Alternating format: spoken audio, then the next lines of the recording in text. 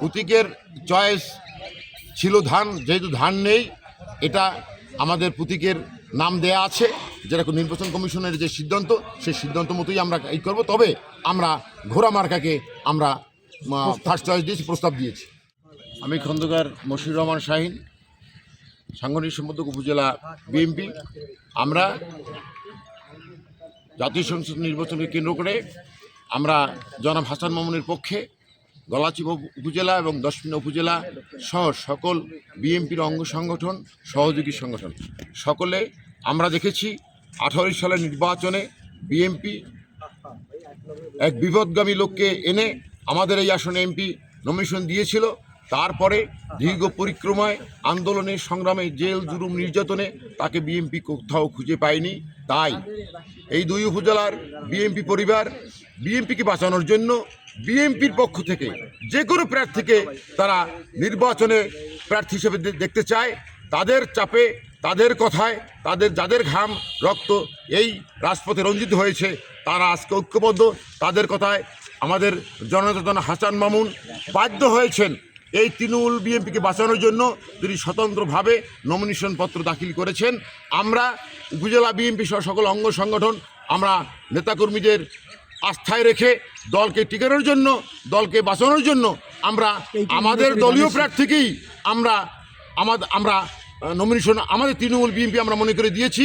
যেহেতু দল আমাদের এই আসনটি হোল্ড করে রাখা হয়েছে, যেহেতু এটাকে ধানেশ্বর প্রতীক নেই, সেই কারণে আমরা আমাদের ধান ক্ষেত ট্র্যাক দিয়ে নষ্ট হতে দিতে চাই না।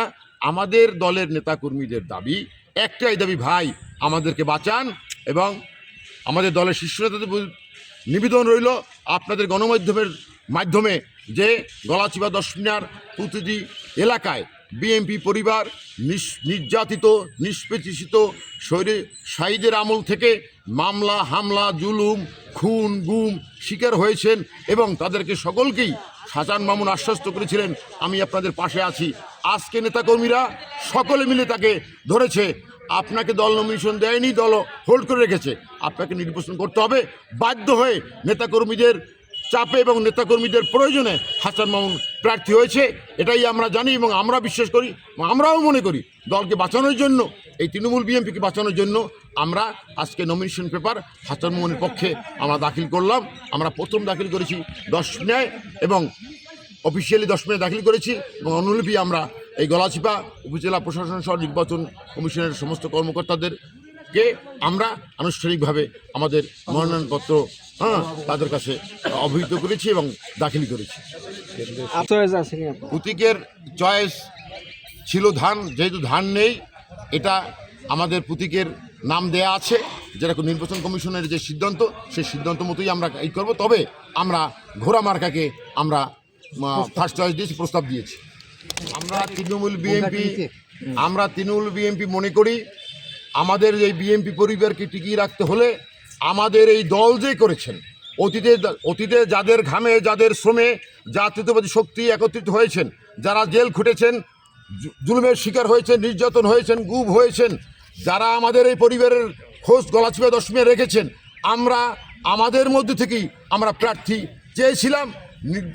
কেন্দ্রীয় বিএনপি যে কারণেই হোক, কৌশলগত কারণেই হোক বা সমসাময়িক প্রেক্ষাপটে, রাজনৈতিক প্রেক্ষাপটে সিদ্ধান্ত নিয়েছেন কেন্দ্রীয় বিএনপি অনুধাবন করবেন এই গলাচিপা জনপদ শহীদ রাষ্ট্রপতি জিয়াউর রহমানের জনপদ, বেগম খালেদা জিয়ার জনপদ, তারেক রহমানের জনপদ। এই জনপদে ধানের শীষের অবস্থান এবং নেতাকর্মীরা এতই সাদরে গ্রহণ করেছে। 12 তারিখের নির্বাচনে তাদের নির্বাচনের রেজাল্টের পরে কেন্দ্রীয় বিএনপি মনে করবে তৃণমূলের সিদ্ধান্ত ঠিক ছিল, আমরা ভুল ছিলাম।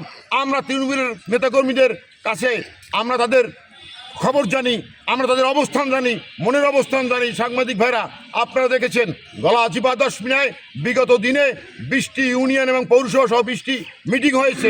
প্রতিটি মিটিংয়ে 15,000, 20,000, 25,000 নেতাকর্মী এবং সাধারণ মানুষ এসেছে হাসান মামুনের ডাকে এবং 5 তারিখের পরবর্তী এই জনপদকে সে নিষ্কলঙ্ক রেখেছেন, মানুষের পাশে থেকেছেন, আন্দোলন সংগ্রামের পাশে নেতাকর্মীরা তাকে ছেড়ে যেতে চায় না। তাই কেন্দ্রীয় বিএনপি যে সিদ্ধান্তই নেক, আমরা তৃণমূল বিএনপিকে বাঁচানোর জন্যই আজকে আমাদের এই নির্বাচন এবং আমরা নির্বাচন করব।